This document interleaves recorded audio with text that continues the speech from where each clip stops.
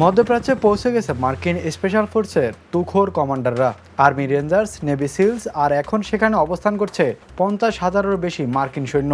প্রশ্ন একটাই, এবার কি সত্যি ইরানের মাটিতে নামবে যুক্তরাষ্ট্র?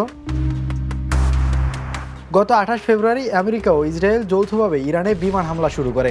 5 সপ্তাহ ধরে চলা এই সংঘাতে সবচেয়ে বড় প্রভাব পড়েছে স্ট্রেইট অফ হরমুজে, যেখান দিয়ে যায় বিশ্বের প্রায় 20% তেল। ইরান এই পথ বন্ধ করে দেওয়ায় তেলের দাম ব্যারেল প্রতি $105 ছাড়িয়েছে। এদিকে শতাধিক মার্কিন স্পেশাল অপারেশন সৈন্য ইতিমধ্যেই মোতায়েন হয়েছে। যোগ হয়েছে 31তম মার্কিন ইউনিট ও 82তম এয়ারবর্ন ডিভিশন।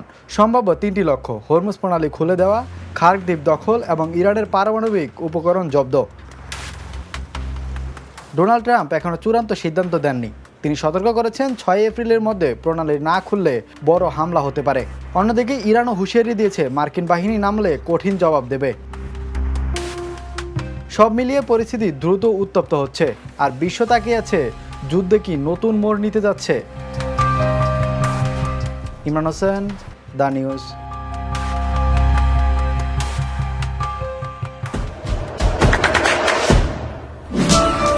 দেশে দেশে সবার সাথে দ্য নিউজ।